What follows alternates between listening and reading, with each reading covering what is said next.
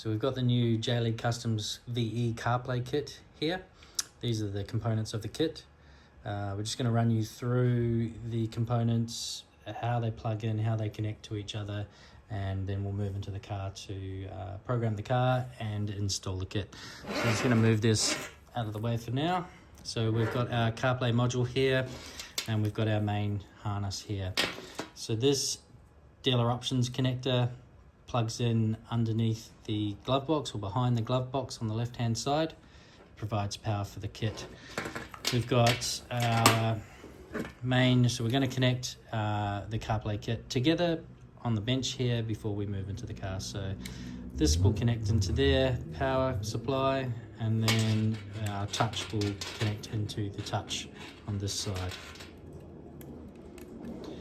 I like to put a couple of cable ties here, just in these holes, just to keep this secure.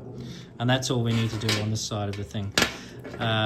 You'll notice there is a USB as well. We'll run that to the driver's hip, basically, to connect into the center console USB on a Series 2. Series 1, you don't have that center console USB connection, so you can run this to where you like. Now there is a few other wires here for different things.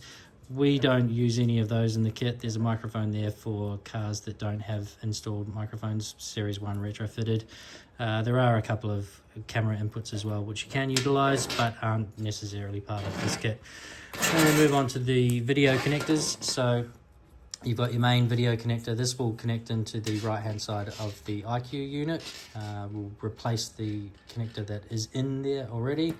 We have a reverse camera input as well on a Series 2 with a factory reverse camera. You will connect this part, connect these two RCAs, and this will install into the passenger footwell.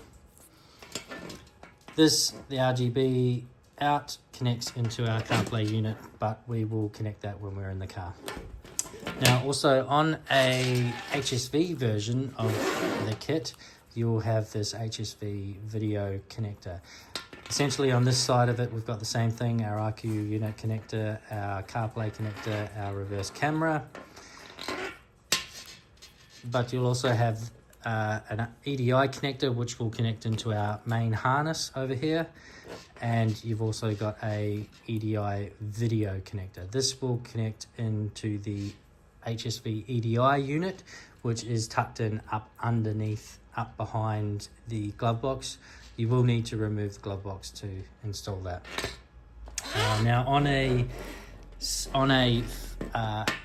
car with an aftermarket reverse camera, you won't have this harness. You will just connect your aftermarket reverse camera into this. Now cars that don't have a reverse camera can now install a reverse camera, enable it in software using OBD Sync or whatever software they want to use to enable it, but you can connect a reverse camera into here and have reverse camera. Now we'll move into the car to connect everything up. So now we're going to install the kit into the car. To do this we need a drill and a trim removal tool. So we're going to remove the trim that's here on the side. We've got a connector there for that, and we're going to use there's two screws that hold the panel that's under here in place.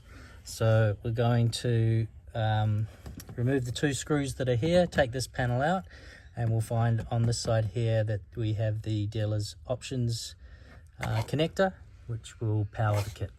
So we've taken the little clip out from here, and what we're going to do is just pull down here, release this part, and pull this part out like that.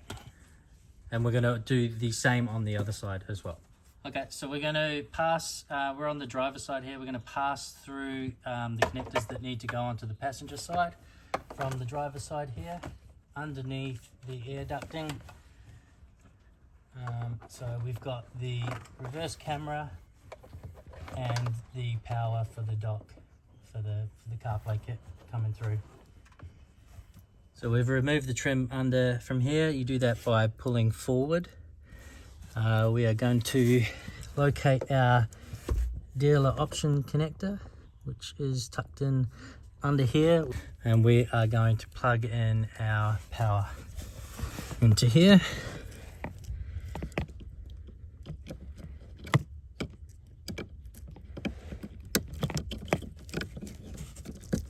Now that is connected in place. Okay, so now we're going to plug in the reverse camera connector. So remove the cover for the passenger fuse well. We're just going to tuck that cable out of the way, and then we're going to locate this connector on that side, unplug it. And what we have to do now is make sure that we run this trim on the other side of this panel. So we're just going to tuck it around the top there and loop it through up there. Then this will connect into there, and then this will connect into the original location. Now you might want to just give that a little bit of a bend, tuck it up out of the way, make sure that you don't knock any fuses while you're doing so, and then connect it back into the socket that you removed it from in the first place. And there we go. Put the fuse cover back on, and then we're going to just put a couple of cable ties in here and tidy that all up. Then we'll move over to the other side. So we've got the other end of our reverse camera connector, so we're going to plug in our video harness, that into our video harness. We're going to just push the kit, the harness through, power harness through, and we're going to tuck the CarPlay kit underneath here. Now the USB connector, just run it on the other side of that pillar there, and that's going to go back to the driver's side over there. We'll connect in our RGB out connector for the CarPlay unit,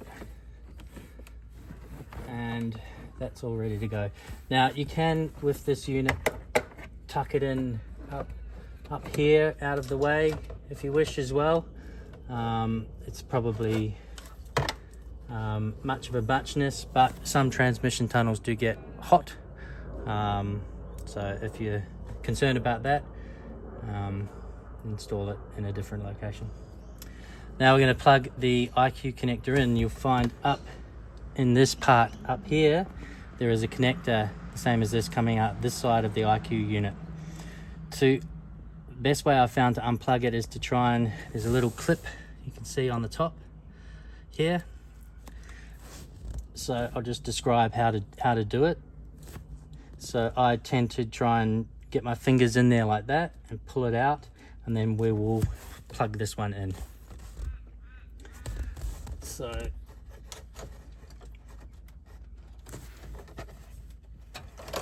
that's the connector unplugged. So we're just going to tuck that out of the way for now, and then we will plug this new one in. That's in. All right, now the USB